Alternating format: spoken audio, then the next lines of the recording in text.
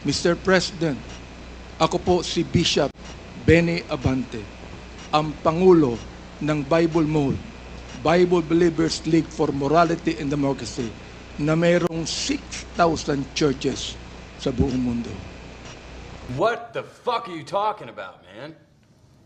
The next to deliver his opening remarks is Congressman Benny Abante, the chairman of the Committee on Human Rights. You are now recognized. Maraming salamat po, Mr. Chair. Dahilan sa Tagalog po ang inyong opening remarks. Hayaan po niyo ko na mag-English naman. Sapagkat mayroong isang abogado dito, ininsulto ang isang member ng Quadcom na hindi raw marunong mag-English. Gusto ko pong sabihin sa abogadong yan na ako po ay marunong mag-English. Baka mas marunong pa ako sa kanya mag-English. Ito po ang opening remarks ko sa ating Senior Deputy Speaker, sa ating Deputy Speaker, sa aking mga co-chairs, ladies and gentlemen, colleagues at mga kababayan. Today marks a significant development in our ongoing inquiry.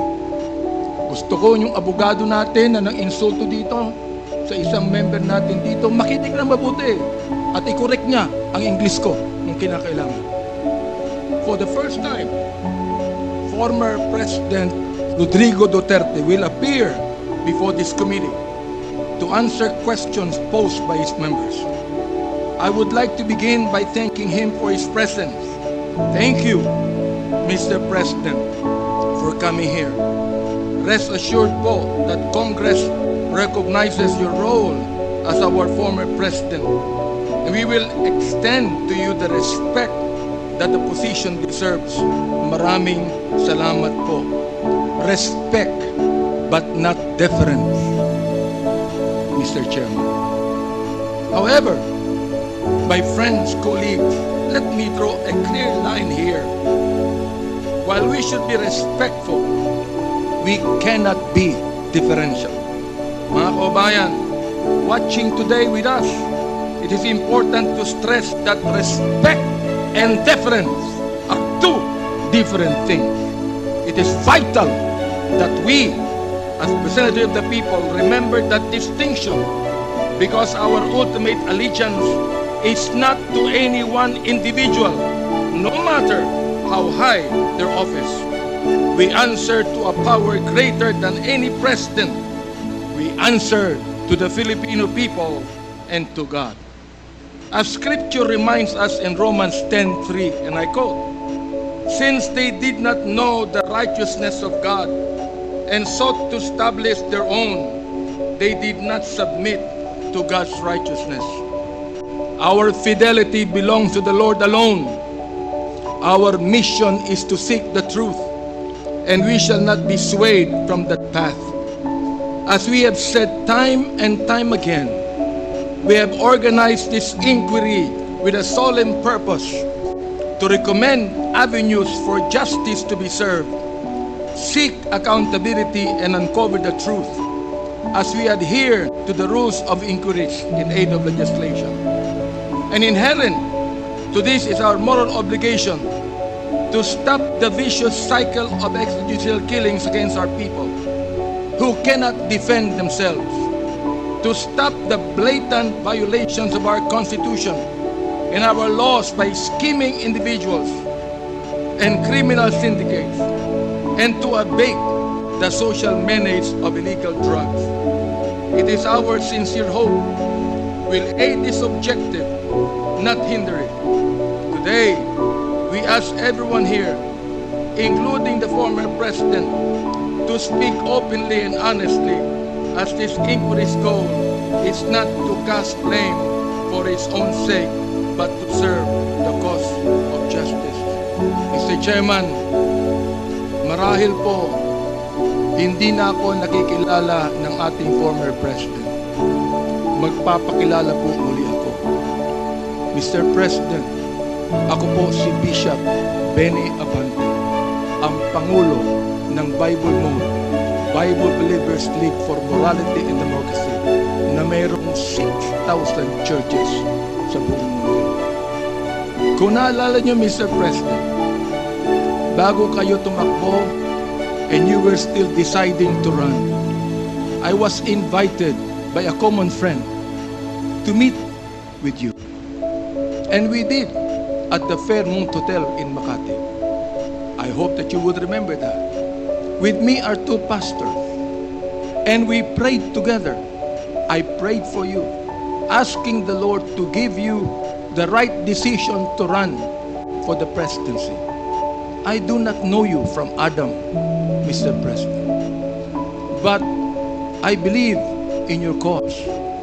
I believe in your plan. And because of this, Mr. President, I work hard to campaign for you. Many of the pastors of the Baptist community voted for you. Gusto ko pong marinig ito ng mga DDS trolls at DDS vloggers na tumitira sa amin at sinisira ang aking reputasyon. Gusto kong sabihin sa kanila, ilang boto ba ang ibinigay nyo kay former President? Ako po, Mr. President, libu-libong boto ang binigay namin sa inyo. Nagpasalamat pa kayo sa akin? Hindi. Nilapitan niyo po ba ako? Hindi. Mabuti pa, Senator Bongo, Mr. President, nagpunta sa aking simbahan at nagpasalamat sa pagkasilportahan namin kayo at siya, Mr. President. Now, gusto kong sabihin po dito sa Quadcom na ito, ako ba'y lumapit sa inyo para humingi ng pabor? Hindi po. Ako ba'y lumapit sa inyo para magrekomenda ng justice, magrekomenda ng general, magrekomenda ng cabinet secretary? Hindi po. Hindi ako nagpunta ng Malacanang nung kayo nanunungkol sa loob ng 6 na taon. Isang beses lang. Ako po ay nagsabi kay Senator Bongo, kung maaari na makapag-usap po tayo. Pumayag po siya. At nag-usap po tayo, if you would remember that, Mr. President. Nag-usap tayo confidentially. Ano pong ginawa ko? Binuksan ko po ang Biblia. Ipinakita ko sa inyo na walang ibang tagapagligtas kundi ang Panginoong Kristo. Ipinakita ko sa inyo ang maaaring magbago ng buhay natin, walang iba kundi ang ating Panginoon. Sinabi ko sa inyo ang nakalagay sa John 3:16, "For God so loved the world, that He gave His only begotten Son, that whosoever believeth in Him should not perish, but have everlasting life." Binantayan ko ang inyong panunungkulan. Nakita ko na maganda ang plano nyo. Nakita ko po, Mr. Chair, na ayaw ng Pangulo na itong bansang Pilipinas mahulog sa kamay ng mga drug lords at drug traffickers. Maraming salamat po sa inyo. Nagsimula kayo ng war on drugs. Kami mga kapastoran, bilib po sa inyo, sa inyong ginawa. Sabi nyo, 6 months lang, kaya nyong tapusin ang war on drugs na ito. Inabot po kayo ng 6 na taon. Hanggang ngayon, meron po tayong war on drugs.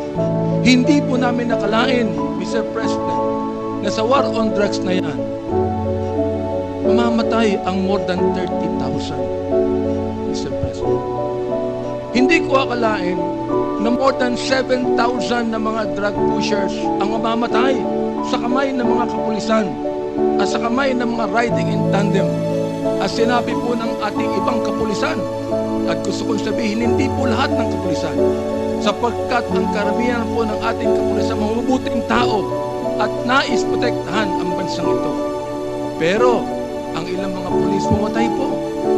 At dito nag-testify ang ilan na mayroong reward system na inyong itinanggi nung kayo ay nag-testify under oath doon sa Senado. Ngayon po, bilang bishop po ng Bible Mode, hindi ko akalain na kinakailangan pumatay tayo ng more than 30,000 people para masugpo po ang drugs sa atin. Aba, Mr. Chair, talo pa natin ang Mexico. Sapagkat ng Mexico, nakita ko wala pang 10,000 namatay.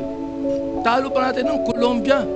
Naging killing fields po ang Pilipinas nung panahon ninyo, nung kayo nanunungkulan. Naniniwala po kami na dapat hindi manatili ang drugs dito sa ating lipunan. Subalit, hindi po ako naniniwala na dapat tayong pumatay ng more than 30,000 people. Dahilan dito, pinatay si Kian Alejandro. Anong kasalanan niya? Pinatay ang isang 3-year-old na bata na nahagip ng stray bullet dahilan pumatay sa isang drug pusher. Pinatay ang 9-year-old na bata doon sa Caloocan, Mr. President, Mr. Chair. Ang kanyang bala ay nandun pa sa kanyang katawan nung siya'y nilibing. Subalit anong sabi ng funeral service? Siya po'y namatay dahil sa pneumonia. Pinatay po ang isang driver ng tricycle driver sapagkat sinakay niya ang isang drug pusher. Yung drug pusher pinatay, pero yung driver ng tricycle pinatay din, Mr. President. Hindi niyo po alam to. Hindi niyo po alam to. Ngayon, meron pong isa dahil sa tokhang kumatok sa isang pintuan, hinanap ang isang taong nangangalampilo na isang drug pusher. Hindi nakita, pinatay yung pinagtanungan. Yung pilo, buhay pa, Mr. President, Mr. Chair. At naglalako pa, palagay ko, ng drugs na yun. Hindi ko po maintindihan to. Hindi ko po maunawaan kung bakit ganon. Samantalang sinuportahan kayo ng maraming pastor ng Baptist community.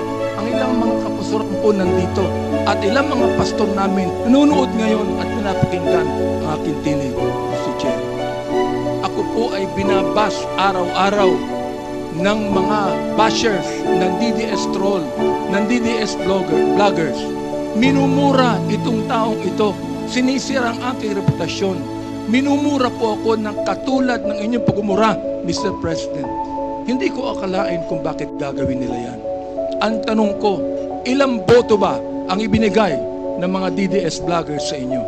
Gusto kong sabihin sa inyo, I can testify on this, na libu-libong boto ang nakuha nyo sa Baptist community at hindi ako humiling ng anumang pabor sa inyo, Mr. President. In fact, kung naalala nyo, Mr. President, sinabi ko kay Senator Bongo na nais kitang imbitahan sa aming selebrasyon ng National Baptist Day, Mr. President.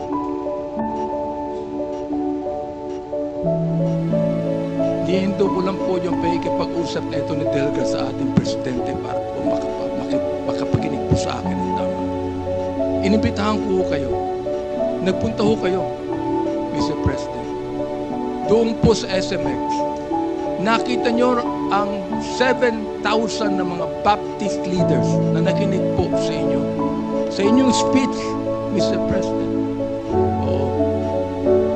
Doon po sa speech ninyo, sa harapan po ng mga bishop at ng mga pastor, nagmumura kayo.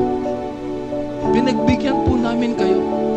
Kahit na hindi maganda sa amin makarinig ng mura, pinagbigyan po namin kayo dahil kayo ang Pangulo at dapat namin kayong respeto, Mr. President. Andito ho ako, nakaupo sa harapan niyo. Nagpapasalamat sa pagkakataong ito na masabi ko ng buong katapatan sa inyo ang ginawa ng more than 6,000 na mga kapastoran ng Bible mo para sa inyong eleksyon bilang Pangulo ng Pilipinas. Nung akin pong nag-file ako ng bill, Mr. President, yung pong tinatawag nating Republic Act 11897, an act declaring the second Thursday of January of every year as special working holiday to be known as National Baptist Day. Sinuportahan po ito ng lahat ng mga congressman. Sinuportahan po ito ng lahat ng mga senador. Okay. At nilagay po sa inyong opisina. Pinirmahan nyo ba ang bill na yan? Hindi po. Naging batas yan because it lapsed into law after 30 days. Pero, okay lang po sa amin yun. Okay lang po sa amin yun. Yun na lang siguro ang maaaring pasalamat ninyo, Mr. President, sa amin. Bilang pagboto namin sa inyo ng mga libo-libo mga Baptist leaders at Baptist members sa buong kapuluan. Hanggang ngayon, nirerespeto po kayo ng aming kapastoran. Hanggang ngayon, pati yung kapasuran po namin sa Mindanao, ginagalang kayo. Maraming kami pastor sa Davao na ginagalang po kayo. Bakit po? Sapagkat kayo ay naging Pangulo ng Pilipinas. Ang kahilingan lang po namin dito, Mr. President, habang kayo po ay kinakausap namin ngayong umaga, ang kahilingan lang po namin dito ay sana po naman respetuhin po ninyo ang Quadcom hearing na ito sa pamamagitan ng hindi paggamit ng mga vulgar words, Mr. President. Sapagkat gusto kong sabihin sa inyo bilang warning na kapag kayo po ay nagmura sa Quadcom hearing na ito, I will make a point of order. Meron po akong patayan na batas sa tinatawag po nating disturbance of proceedings. Gusto kong basahin doon po sa Psalms 109, 17 to 18 and 28. Hindi ko alam kung naniniwala kayo sa Diyos. Hindi ko alam kung naniniwala kayo sa Biblia. Samantalang sa isang pagkakataon, tinawag niyo ang Diyos na stupid, Mr. President. Tinanggap po namin yan sa pagkayo Pangulo. Oo. At nagpapasalamat ako.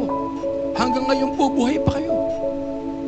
Kahit na po tinawag niyo ang Diyos na isang stupido, Diyos. Oo. Hindi ko alam kung katanggap-tanggap yan sa lahat ng mga nakikinig sa akin ngayong umaga. Pero ito po, gusto kong basahin sa inyo bilang isa rin namang warning. Sa wikang Tagalog, babasahin ko.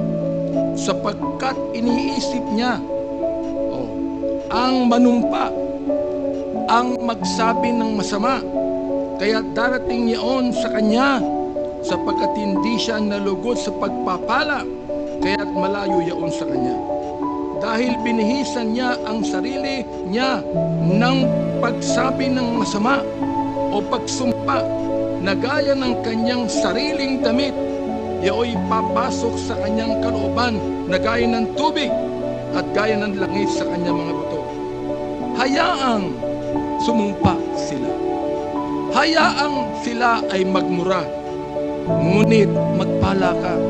Ang kahilingan po namin ngayon, Mr. President, sana po, imbis na mura ang marinig namin sa inyo, sana po, bigyan nyo kami ng pagpapala sa Quadcom na ito.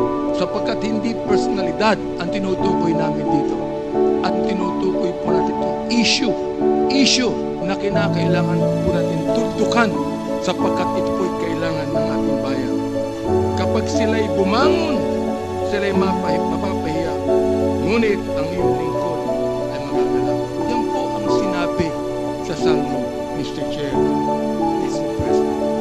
Salamat po sapagkat hinayaan niyo na magsabi sa inyo ng buong katapatan na walang halong anumang pagkukunwari, Mr. President. Ginagalang ko pa rin po kayo. Hindi po dahilan ay kayo, kundi dahilan sa minsan naging Pangulo kayo ng Pilipinas. Kaya nga po ang aking opening remarks is what?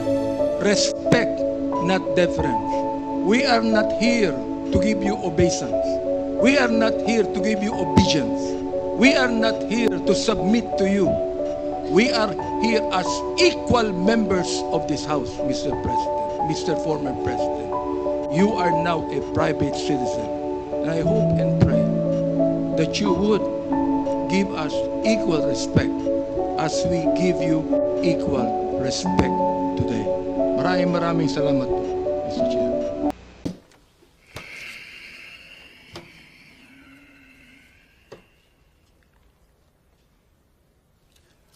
What in heaven's name are you talking about?